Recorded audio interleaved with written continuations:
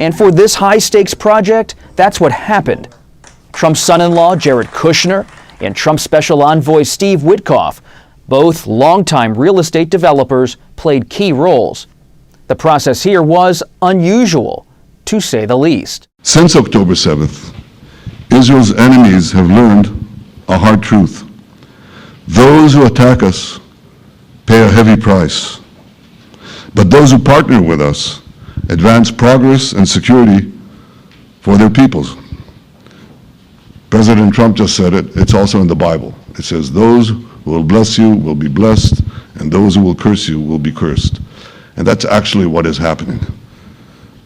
We want the blessings. I think we've done a lot in the past 2 years to end the curse. We're not finished, but we've done a lot. And we've done a lot together to end the curse. Absolutely. This peace plan has an opportunity to change the future of the Middle East forever. What President Trump has presented is the framework for an agreement that could lay a foundation for more normalization deals with Israel. And so there's been a lot of instability across the Middle East, and there's a real longing for many that we talk to across the region, civilians here in Israel, civilians that we talk to in Gaza, for a new chapter. And the hope here is that President Trump's peace plan is not just a peace plan to end the war inside Gaza, but an opportunity to press the reset button in the Middle East and see more stability and prosperity across the region. Witkoff and Kushner both first worked not from the State Department, but from their homes in Florida, making calls to Israel and other nations in the region, such as Turkey, Qatar, and Egypt, all as they tracked statements from Hamas and kept Trump informed. And then there was a breakthrough. We're very close to a deal in the Middle East.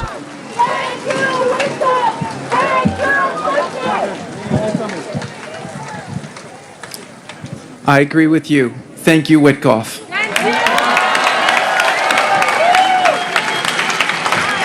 I've had the great honor for the last 10 months of working with Steve very closely, even more so in the last month. And I have to tell you, it's been an honor to me to work with such a special man who's approached this impossible task with a full heart and with a full commitment.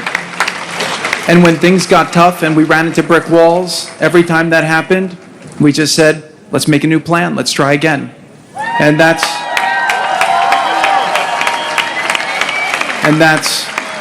what being partners with Steve was like.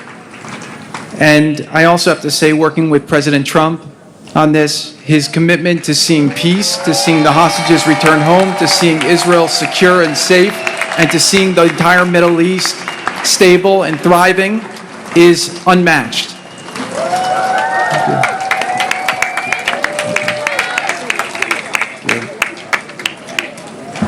Thank you.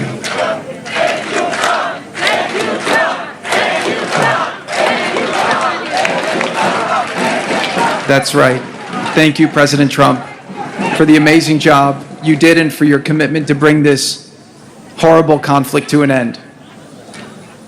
October 7th for me was a shattering day. My wife and I were at a friend's wedding in Colorado, and I remember hearing the news, and I just went to the hotel room, and I was looking at videos and trying to speak to whoever I could to get information, and I just stayed there all night, and I cried. Seeing some of these acts that were committed on that day made me think about how fortunate we are to have a society with rules and laws and people with morals. And seeing these horrific, barbaric acts shocked me to my core in a way that I'll never be the same. Since then, my heart has not been complete. And it's been a tremendous burden that I felt to see these hostages come home.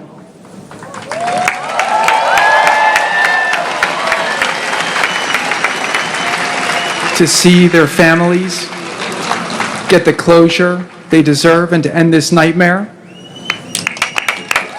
And also to see the suffering end for the people in Gaza who, for most of them, were experiencing this through no fault of their own other than being born into a situation that was horrific.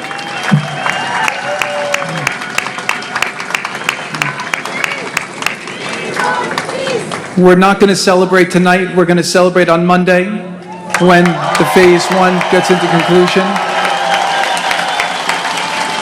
But what I did come here tonight to say was that I couldn't be more proud to see the way that the state of Israel and its people have carried themselves through this traumatic, unthinkable, horrific experience. Instead of replicating the barbarism of the enemy, you chose to be exceptional. You chose to stand for the values that you stand for. And I couldn't be prouder to be a friend of Israel, somebody who supports Israel, and somebody who fights very strongly to see Israel survive, succeed, and to achieve its fullest potential.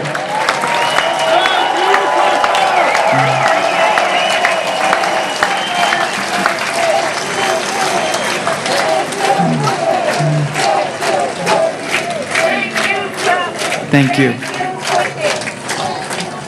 All I know, and I have complete confidence in this, is that what will rise from this trauma will be a level of greatness, a level of achievement, a level of impact on the world, a level of leadership that Israel has never seen.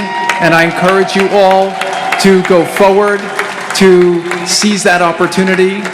And as we close this chapter, let's learn from the challenges and the pain of the last few years, and let's do our best to make Israel, to make the region, to make the world as peaceful, to build bridges of understanding, to eliminate hatred in ourselves, hatred for others, and to really lead with love and understanding.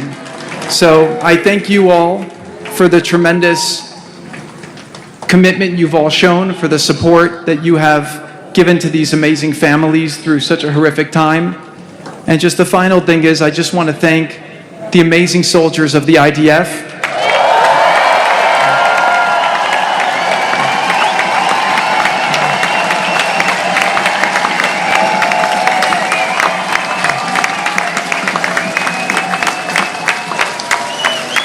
Without their heroism and brilliance and bravery, this deal would not have been possible.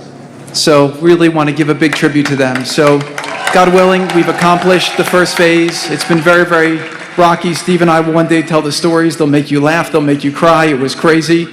I noticed he had no four-letter words in his speech because I think he used them all up in the negotiation. But I think that it's a really great thing, hopefully, to celebrate Monday. So really an honor to be with all of you tonight.